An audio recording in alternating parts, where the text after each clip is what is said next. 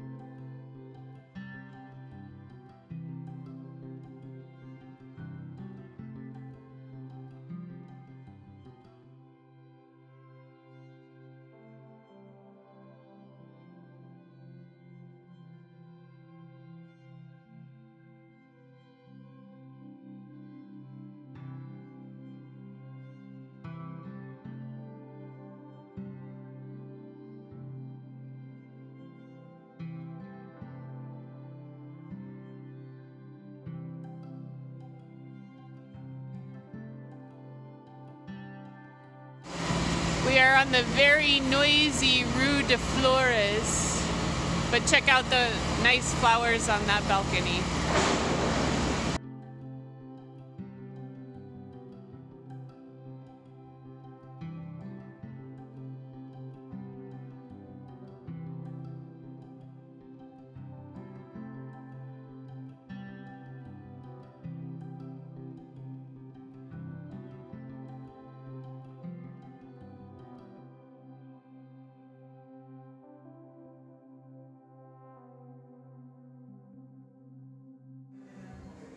We are down in the catacombs of the church here, and in addition to the marked graves on the wall, we have unmarked ones underfoot.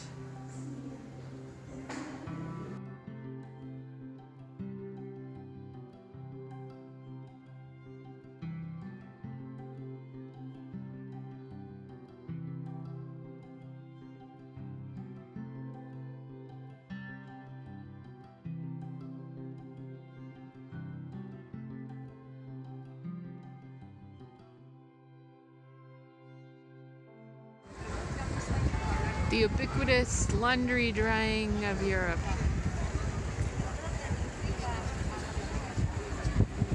And the waterfront, now that the sun has come out.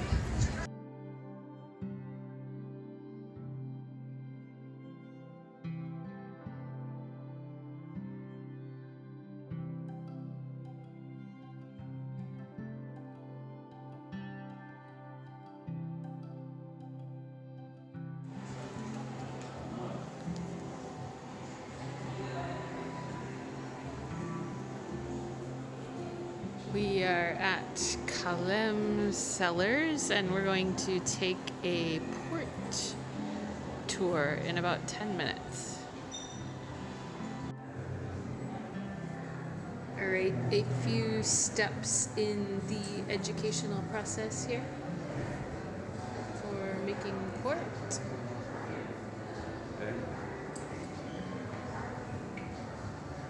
Don't forget fortification.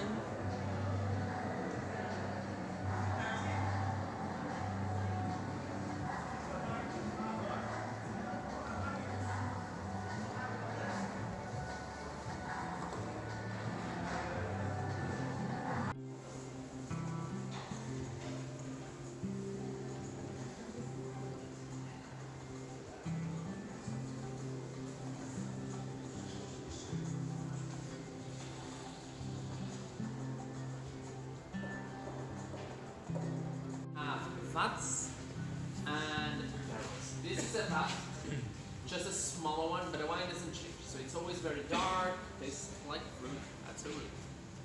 But how do you know which type of wine is inside a vat and which type of wine is inside a barrel? Let's start with the barrel because they are easy. Which type of wine is inside the barrel? Is it tonic? Very well. It's a tonic. So this wine tastes like oak and it has a very light color. And if you look at the barrel, there's a lot of info. You have the number of the barrel on top, the cellar, the type of wine, and here in the bottom, the liters. This number here, liters. The amount of wine inside the barrel. And here, we have the most important tonic there is. The wine is so important, it has a Portuguese name, and I'm going to read it in Portuguese because I find it very sexy. Wait, let me get it.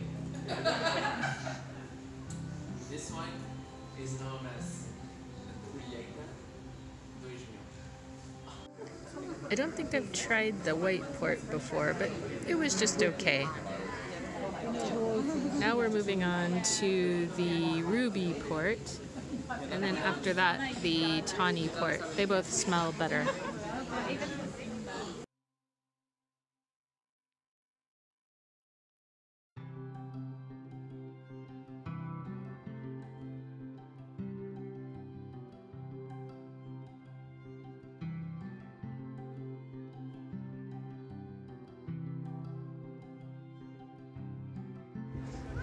We're gonna go into the cathedral next, which will be the first free thing we've seen today.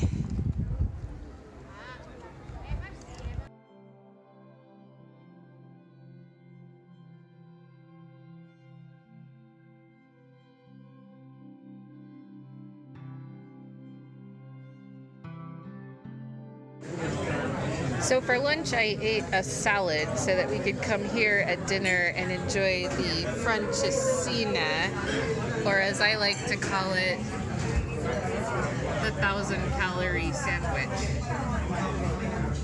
So we'll see what we think about this, and then if it's any good we might try another one.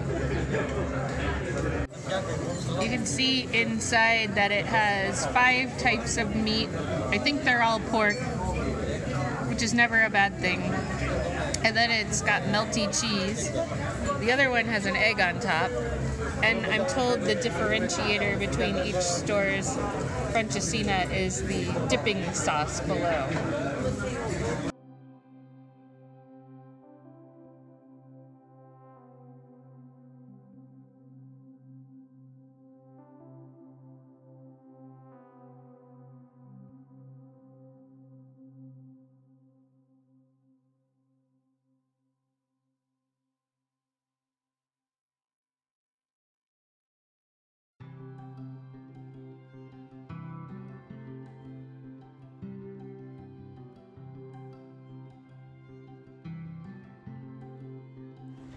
This morning we are back in Porto and taking another walking tour. We're going to start out in the upper part of town. Check out the street art. And this is how you could tell you're in the heart of the action, where all of the hop on, hop off bus tours are queuing up.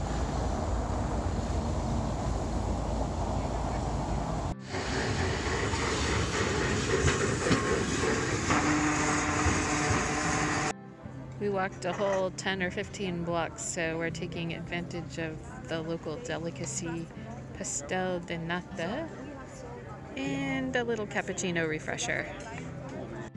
Now we are at the Carmelite Church, which has really nice azuelas, and we have a happy couple celebrating their nuptials. Here we have a lovely green park built on top of a parking garage. Seems like a good use of space. So every place I go, I like to get a necklace to remember it by. So this one seems appropriate. Cork and azuelas. Today's lunch stop is at a beer garden, craft beer place called Livraria, and we're getting tapas. So we have some octopus, some loaded fries, some calamari, and some Portuguese sausage. And that's probably the sauce for the calamari. Looks amazing.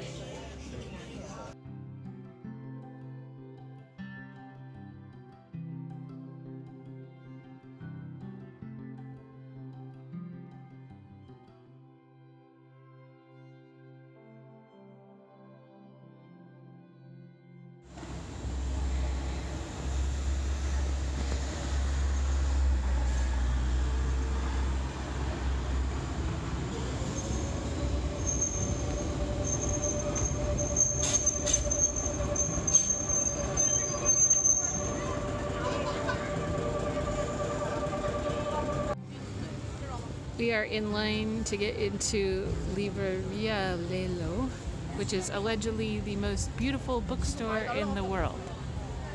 It better be, given the length of the line to pay and get in.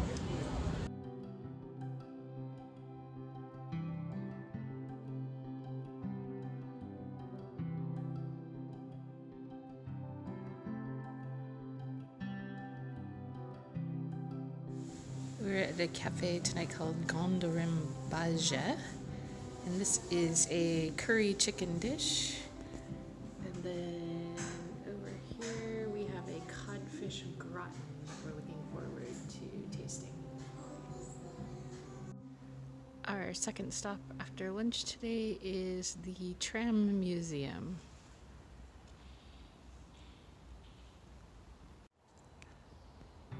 The trams started with hay power and then moved to the more modern electric power that you might be familiar with from cable cars in San Francisco in the late 1800s. For the pedestrians that fail to heed the chiming of the bell, they have a nice little scoop to scoop you up rather than mow you down. Electricity generation, necessary but dangerous.